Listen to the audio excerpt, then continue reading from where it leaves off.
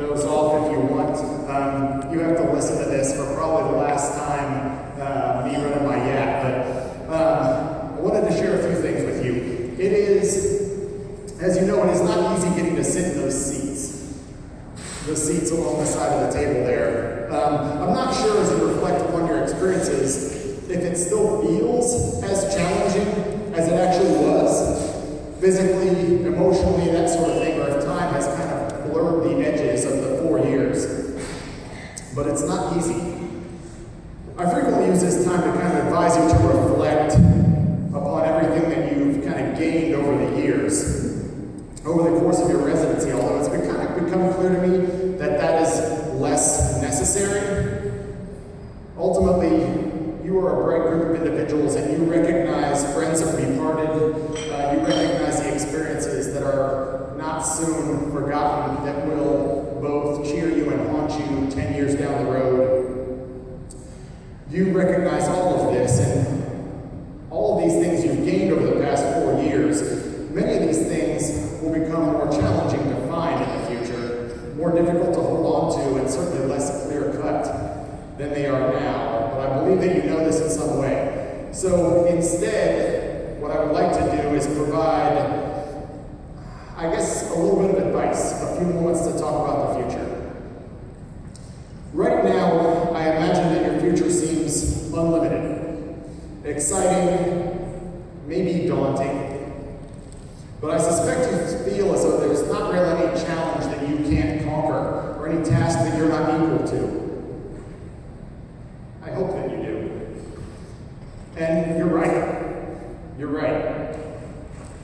As you enter the next phase of your life, though, kind of excited to take on your roles as an attending, a fellow, kind of flexing your muscles clinically, educationally, that sort of thing, enjoying a paycheck that's probably even bigger than a few of those moonlighting checks that a few of you brought forth. And yes, I know you are. Kind of ready to define yourself among your group as kind of a force to be reckoned with. You'll very quickly wonder what happened. Why does it feel different than you thought it would? Why does it feel different than residency? Because it will. It will. The transition can occur in weeks, it can occur in months, sometimes it takes a year, but you'll be left wondering why? What happened? Why does it feel different than I expected? Does everybody feel this? They do.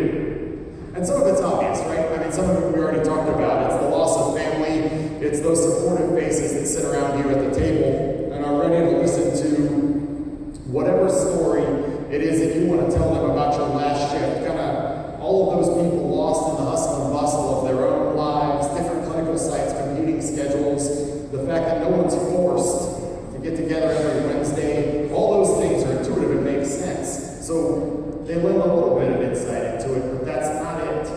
That's not the main part of it. So what is it? It is the pursuit of excellence. It is something that we never stop to consider. It is something that we never think about. At the same time, you progress through this residency. It is in you. It is inspiring you. It is driving you. It is consuming your days and nights. It comes from everywhere. It comes from your colleagues, who always seem to be a tiny bit better than you. It comes from your faculty who provide feedback on the things that you do well and those things that you maybe don't do that well. It comes from going to lecture every Wednesday, standing in front of your interns every shift, knowing that you expect yourself today to be a little bit better than you were yesterday. It comes from the sense that you're all in this together. Each of you pursuing excellence on your own and as a group without really understanding it or needing to define it, but feeling a sense of energy that kind of flows from this and excites, defines, gives purpose. It comes from the continuous pursuit of a goal which is not overtly or explicitly stated as excellence, but it is always interwoven with this. It comes from the pride in giving a lecture that can teach something to Dr. Otten, as well as to the med student.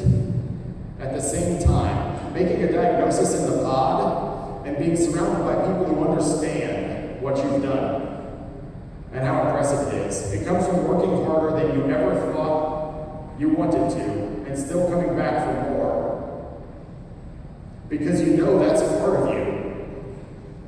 And that you understand that it drives you. That is the pursuit of excellence.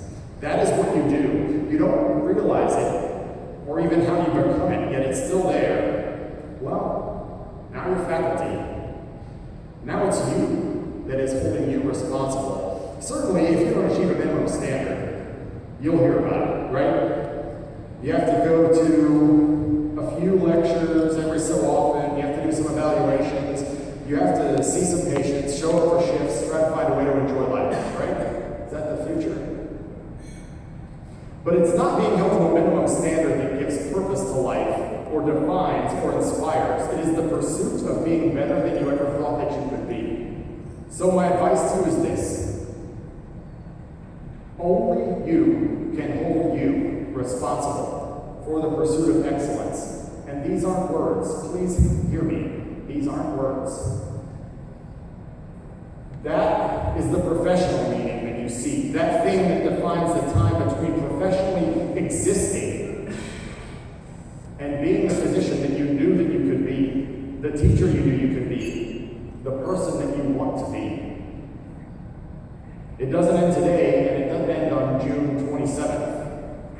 If you want to be fulfilled and inspired and enriched, if you want to be the person that med student you thought you would be in 4 years, then you must continue to do that which is wrought inside of you and is a part of you.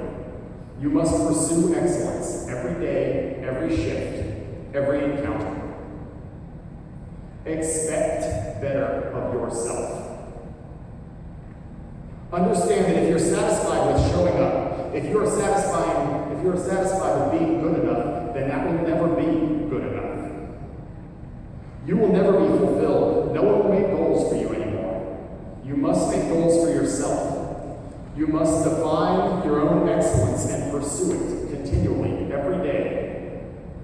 Nights, weekends, in the same way that you have to this point. That is who you are. That's what you're made of.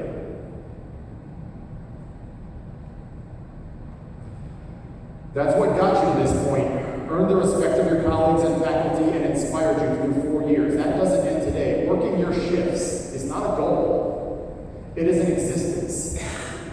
And you are better than that. That's why you're here. Pursue excellence. So, no more semi-annual reviews, no more self-improvement goals, no more looking over your shoulder. It sounds pretty nice when you're looking in the window, but at the end of the day, you came to a program like this because you expect the best of yourself. I expect more from you than you have ever wanted to be yourself. Now, you must do the same for you. Understand that every moment counts, and that there is always a goal. That's how you pursue excellence. That's how you honor your classmates. That's how you honor your program. And that's how you honor yourself. And most importantly, that's how you honor the discipline and the patience. You earned the seat in which you sit. Please take the spirit of it.